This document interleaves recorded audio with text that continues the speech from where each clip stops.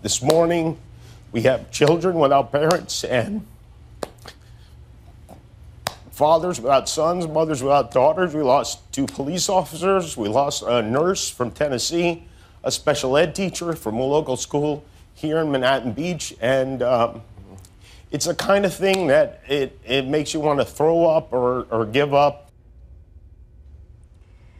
Now that is Late Show talk host Jimmy Kimmel talking about the mass shooting at a concert in his hometown of Las Vegas. The host getting emotional during the opening monologue there last night, talking about the tragedy, calling out lawmakers for not enacting more gun control measures in the country.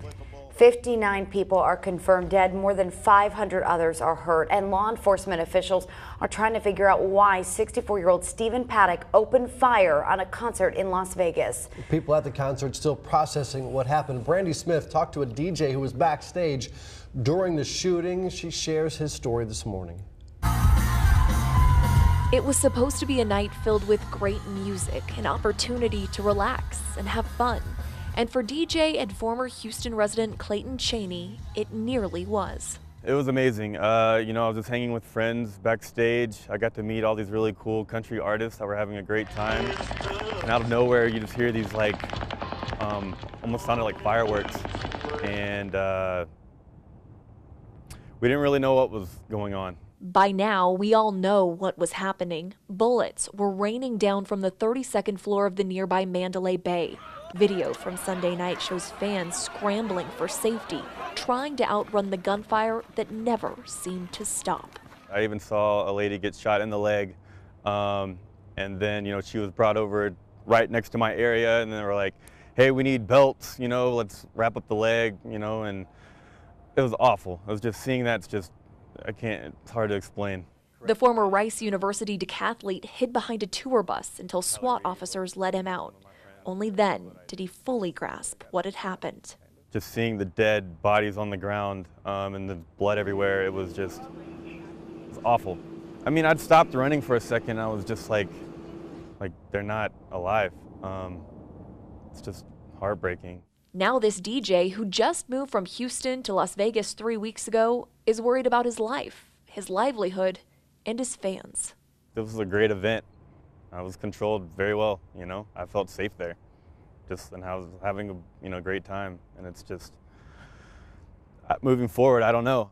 He's not alone in that struggle of not knowing what comes next after this turns to this in mere moments.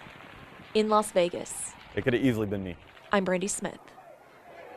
There are some ways that you can help those affected by this tragedy. In fact, a GoFundMe page has been set up for the victims of the shooting and their families. The original goal, $500,000, but right now, almost $3 million has been raised. GoFundMe announced it's also donating $150,000 to help. You can find a link to that page on THV11.com.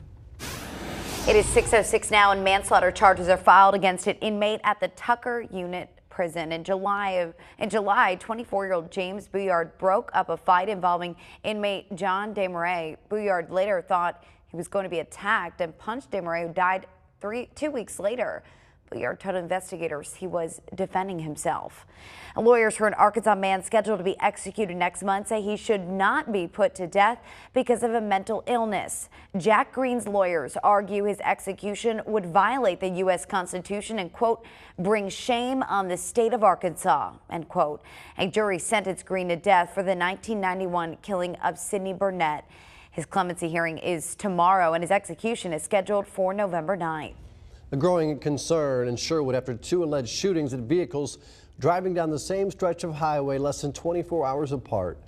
Both drivers described the same scenario. One driver says she was driving to Sherwood Saturday night when someone in an old white sedan fired 3 shots. Now, they missed her vehicle, but on Sunday, another person said someone shot at their cousin's truck, hitting the driver's side window and barely missing him.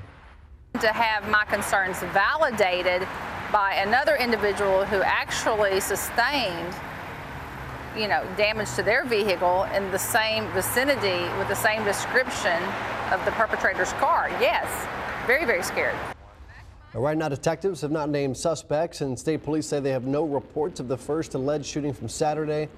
As for Sunday's incident, the teenage victim only notified police an hour after the shooting, but there's No search at this time because the victim couldn't describe the suspect vehicle.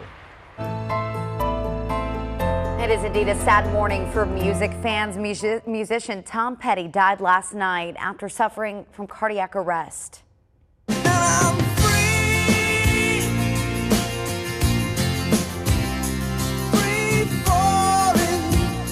Considered one of the most successful music artists of all time, Petty sold more than 80 million records worldwide. He was a part of several bands, including Mudcrutch, Tom Petty and the Heartbreakers, and the Traveling Wilburys with Bob Dylan, George Harrison, Roy Orbison, and Jeff Lynne. He also enjoyed a successful solo career.